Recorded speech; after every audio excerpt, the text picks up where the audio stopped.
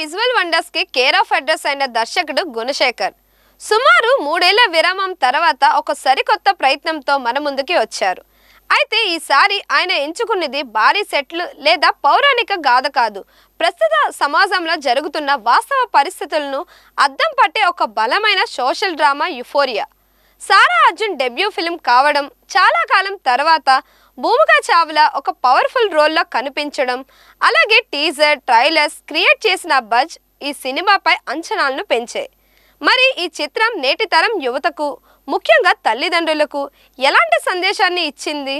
మొదట్లో తన కళ్ళతోనే కోట్లాది మంది అభిమానులను సంపాదించుకున్న నటి భూమికా చావ్లా గ్లామర్ పాత్రల కంటే కూడా అద్భుతమైన నటనకు ప్రాధాన్యమిచ్చి తెలుగు ఇండస్ట్రీలో తనకంటూ ఒక ప్రత్యేక స్థానాన్ని సంపాదించుకుంది.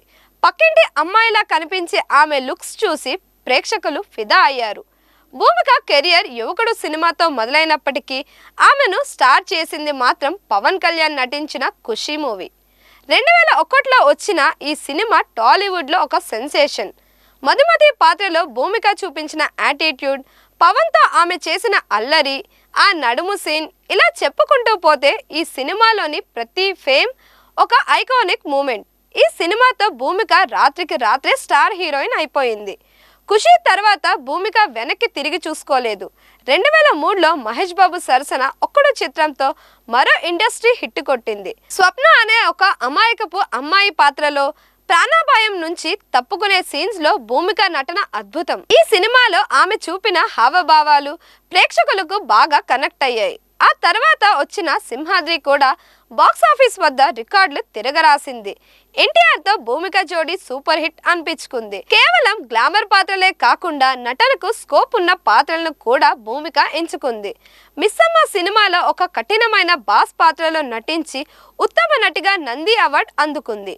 అలాగే అనసూయ అనే ఇన్వెస్టిగేటివ్ థ్రిల్లర్లో సోలో లీడ్గా నటించి లేడీ ఓరియంటెడ్ సినిమాల్లో కూడా తనకు సాటి లేరని నిరూపించుకుంది. పెళ్లి తర్వాత కూడా భూమిక తన సెకండ్ ఇన్నింగ్స్ను చాలా హుందాగా కొనసాగిస్తోంది. MS ధోని బయోపిక్లో ధోని అక్కగా, తెలుగులో మధ్యంతర సీతారామం వంటి చిత్రాల్లో కీలక పాత్రలు పోషించి మెప్పిస్తోంది.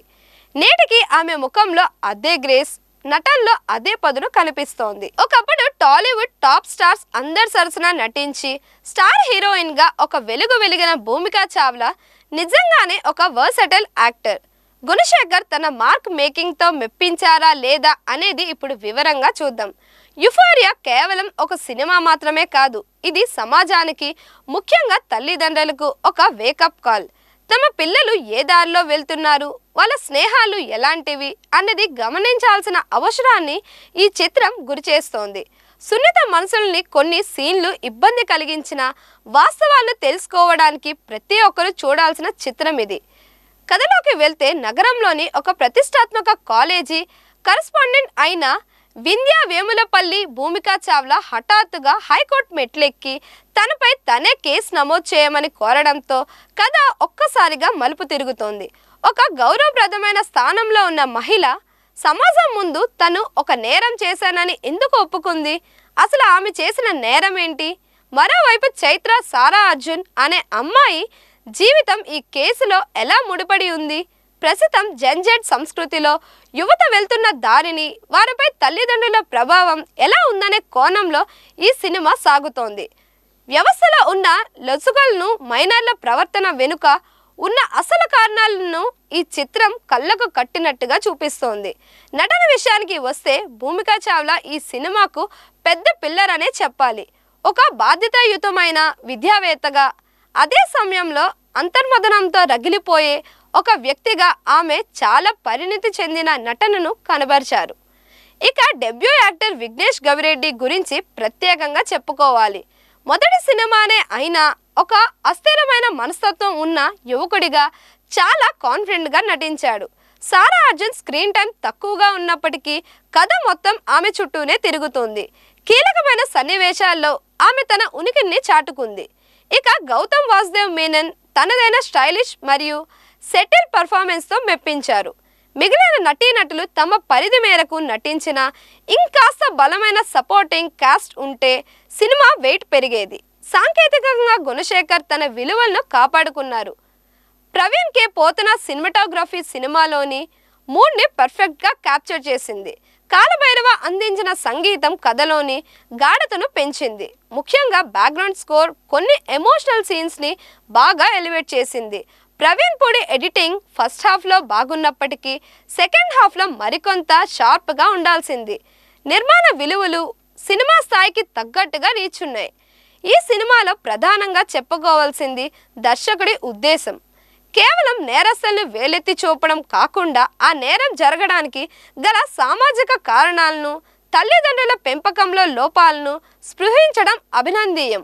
ఫస్ట్ హాఫ్ కథనం చాలా వేగంగా సాగుతూ ప్రేక్షకుడిని సినిమాలో లీనం చేస్తుంది. ముగింపు సన్నివేశాలు ఎమోషనల్ పవర్తో కూడి ఉండి ప్రతి ఒక్కరిని ఆలోచింపజేస్తాయి. ఆధునిక జీవన శైలిలో స్వేచ్ఛను ఎలా దుర్వినియోగం చేస్తున్నారో పదునైన సంభాషణలతో వివరించారు. అయితే సినిమా కొన్ని చోట్ల తడబడింది. ఇక సెకండ్ హాఫ్ విషయానికి వస్తే మొదటి సగం ఉన్నంత వేగం రెండో సగంలో కనిపించదు. కథనం కాస్త నెమ్మదించి సాగదీసినట్టు అనిపిస్తోంది. ఎమోషనల్ డెప్త్లోకి భూమిక మరియు విఘ్నేష్ పాత్రల మధ్య వచ్చే కొన్ని ఎమోషనల్ సీన్స్లో ఇంకాస్త డ్రామా ఉండాల్సింది. సామాజిక ఇతివృత్తం ఉన్న సినిమాలో పాటలు కథా ప్రవాహానికి అడ్డు తగిలినట్టు అనిపిస్తోంది. సారా అర్జున్ పాత్రకు తక్కువ ప్రాధాన్యత ఉండటం ఆమె అభిమానులకు కొంత నిరాశపరవచ్చు. మొత్తంగా చెప్పాలంటే యుఫోరియా అనేది ఒక నిజాయితీతో కూడిన సామాజిక ప్రయత్నం. నేటి కాలపు తల్లిదండ్రులు, పిల్లలు ఖచ్చితంగా చూడాల్సిన అంశాలు ఇందులో ఉన్నాయి. కథనంలో కొన్ని లోపాలు, సెకండ్ హాఫ్ నెమ్మదించడం వంటివి పక్కన పెడితే గుణశేఖర్ ఇవ్వాలనుకున్న సందేశం మాత్రం బలంగా చేరుతోంది. మీరు రొటీన్ మాస్ మసాలా చిత్రాలకు భిన్నంగా సమాజానికి ఉపయోగపడే ఒక మంచి డ్రామా. మరిన్ని ఇలాంటి వీడియోస్ కోసం మన ఛానల్ని లైక్ చేయండి, షేర్ చేయండి, సబ్స్క్రైబ్ చేయండి.